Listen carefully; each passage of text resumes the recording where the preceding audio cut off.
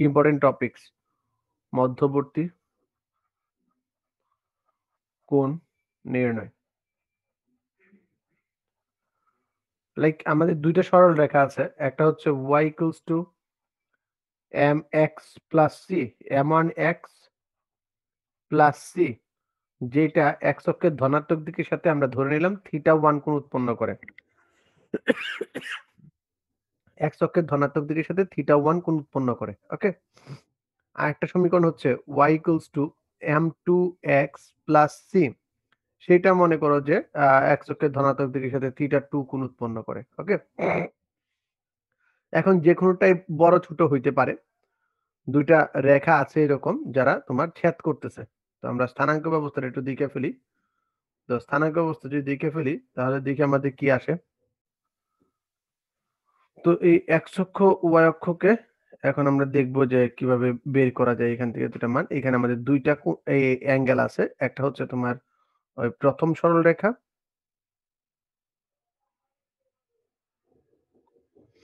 আর একটা হচ্ছে তোমাদের দ্বিতীয় সরল রেখা, আর একটা হচ্ছে তোমাদের দ্বিতীয় সরল রেখা। এই দেখো এখানে দুইটা সরল রেখা আছে, একটা হচ্ছে প্রথম সরল রেখা, একটা হচ্ছে দ্বিতীয় সরল রেখা। এই দুইটা সরল রেখা কোথায় কোণ উৎপন্ন করছে? আমরা যে মধ্যবর্তী কোণের কথা বলতেছি এই কোণটা কোথায় উৎপন্ন করছে ওইটা আমাদের দেখতে হবে। তো চলো আগে আমরা একটু ক্লিয়ার করে নিই যে কি কি আমাদের সরলরেখা। লাইক এটা আমাদের হচ্ছে y equals to m1x plus c, আর এটা হচ্ছে আমাদের y equals to m2x plus c, অর্থাৎ এইখানে কোণ হচ্ছে θ2, এইখানে কোণ হচ্ছে θ1। আমার এখন বের করতে হয়েছে যে দুইটা সরলরেখা পরস্পর ছেদ করলো তাদের মধ্যবর্তী কোণ কত। দেখো তাদের মধ্যবর্তী কোণ কিন্তু এইটা একটা কোণ এবং এইটা একটা কোণ। এইখানে দুইটা কোণ আছে, এই একটা কোণ আর এই একটা কোণ, দুই প্রকারের কোণ উৎপন্ন করে। আবার এইটা আবার এটার সমান, এইটা আবার এইটার সমান, বিপরীত কোণের আমাদের যে টেকনিক আছে সেই অনুযায়ী। তো আমাদের দুই রকমের কোণ উৎপন্ন করতেছে এবং যদি ভালোভাবে চিন্তা করে দেখো বা তাকায় দেখো তাহলে তোমরা ইজিলি বুঝতে পারবা যে কোন দুইটা হচ্ছে, কোন দুইটা হইতেছে তোমার একটা সূক্ষ্ম কোণ আর একটা স্থূল কোণ। যে দুইটা কোণ উৎপন্ন করতেছে দুইটা কোণ সূক্ষ্ম কোণ এবং স্থূল কোণ। আর একটা কোণ কি আসতেছে? স্থূল কোণ। স্থূল কোণ, এই দুইটা কোণ তোমার উৎপন্ন করতেছে, হয় সূক্ষ্ম কোণ উৎপন্ন করতেছে, আদারওয়াইজ স্থূল কোণ উৎপন্ন করতেছে। সূক্ষ্ম কোণ অথবা স্থূল কোণ উৎপন্ন করতেছে। তো আমরা এই দুইটা জিনিস একটু দেখে রাখলাম যে সূক্ষ্ম কোণ উৎপন্ন করে অথবা স্থূল কোণ উৎপন্ন করে। আচ্ছা, এখন আমরা সাপোজ ধরে নিই এই যে মধ্যবর্তী কোণটা আছে এই মধ্যবর্তী কোণটা হচ্ছে আমাদের থিটা। এই মধ্যবর্তী কোণটার নাম হচ্ছে থিটা। তাহলে আমরা সবাই কিন্তু একটা জিনিস জানি, সেই জিনিসটা কি, যে কোনো ত্রিভুজের বহিস্থ কোণ, কোনো ত্রিভুজের বহিস্থ কোণ বিপরীত অন্তস্থ কোণ দ্বয়ের সমষ্টির সমান। অর্থাৎ θ2 equals to θ2 equals to θ1 plus theta. বহিস্থ কোণ বিপরীত অন্তস্থ কোণ দ্বয়ের সমষ্টির সমান, এটা আমরা জানি। সুতরাং থিটা ইকুয়ালস টু কত? θ2 মাইনাস θ1।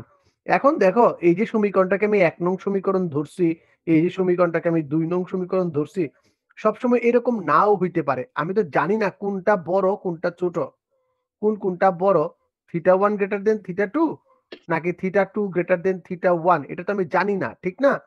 তাই এই দুইটা কোণের পার্থক্য যেহেতু জানি না, তাই আমি দুইটা কোণের পার্থক্যকে এইভাবে লিখে দিলাম যে θ1 ইনভেরিয়েন্স অফ θ2, মানে যেটা বড় হবে সেটা আগে আসবে আর কি, ঠিক আছে? বড় ছোটর জন্য θ1 মাইনাস এর পরিবর্তে মানে যে বড় ছোট বোঝানোর জন্য θ2। আমি তো জানি না কোনটা বড় কোনটা ছোট, এই পর্যন্ত বুঝছি।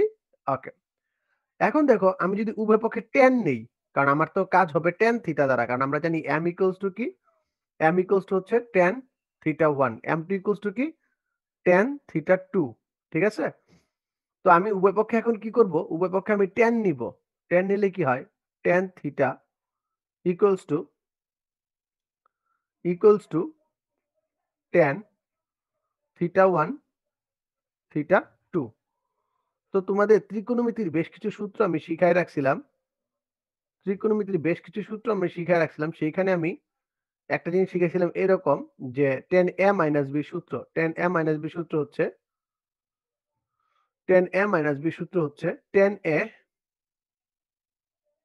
tan a আমি জানি না কোনটা বড় কোনটা ছোট তাই এটা tan b 1 plus tan a tan b। সুতরাং থিটা ইকুয়ালস টু কত বলতো? Theta equals to tan inverse. Theta equals to tan inverse. এখন দেখো tan থিটা 1 কে আমি কি লিখতে পারি? m1 m2 1 plus m1 m2। ওকে, এটা তো এখন একটা কোণের জন্য বেড়েছে কিন্তু এখানে কোণ কয় রকমের আসে? তো স্যার আমরা দেখতে পাচ্ছি এখানে কোণ দুই রকমের আসতেছে, একটা স্থূল কোণ আর একটা সূক্ষ্ম কোণ। একটা স্থূল কোণ আর একটা কি আসতেছে? সূক্ষ্ম কোণ। যদি আমরা স্থূল কোণের হিসাবে যাই, সূক্ষ্ম কোণ রেখে যদি স্থূল কোণের হিসাবে যাই, স্থূল কোণের জন্য কি হবে? জাস্ট সেম অ্যাঙ্গেল শুধু নেগেটিভে আসবে। সেম অ্যাঙ্গেল নেগেটিভ যেমন tan 30 ডিগ্রি। এটা হচ্ছে আমার x অক্ষের ধনাত্মক দিকের সাথে 30 ডিগ্রি কোণ উৎপন্ন করা আছে। এই যে এখানে 30 ডিগ্রি কোণ উৎপন্ন করা হইছে। ঠিক আছে? এখন যদি থাকে দেখো এখন যদি এখানে আমার এইরকম থাকে যে এইরকম ১৫০ ডিগ্রি, ১৫০ ডিগ্রি থাকার যে কথা দেখবা -30 ডিগ্রি থাকা কিন্তু একই কথা। জাস্ট এই যে কোণটা আছে এই কোণটাকে নেগেটিভ যদি করে দেই তাহলে কিন্তু আমার স্থূল কোণটাকে নির্দেশ করতেছে। আমাদের যে স্থূল কোণটা আছে সেটাকে নির্দেশ করতেছে। তো দেখবা tan ১৫০ যে কথা, tan ১৫০ যে কথা, tan -30 এর মান সেমই আসবে।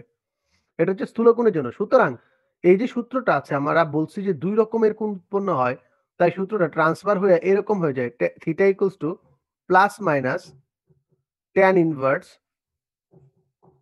m1 m2 1 plus m1 m2। এখানে বলে রাখা ভালো প্লাস মাইনাস কিসের জন্য?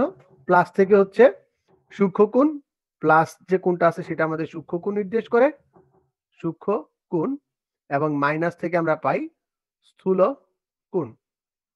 কারণ এখানে ২ রকমের কোণ উৎপন্ন হয়। আমরা আগেই বলছি। একটা হচ্ছে স্থূল কোণ আর একটা হচ্ছে সূক্ষ্ম কোণ। কে বুঝো নাই আমাকে একটু বলো। আমাদের মেইন থিওরিটা গিয়ে দাঁড়াচ্ছে এইটা।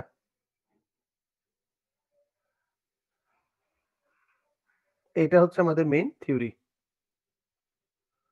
সবাই বুঝছি কিনা এটা কিন্তু খুবই গুরুত্বপূর্ণ এবং এইটা থেকে পরীক্ষাতে একটা না একটা প্রশ্ন আসবেই। এই টপিকসটা থেকে। তাই বুঝছি কিনা একটু সিউর হয়ে আমাকে বলো।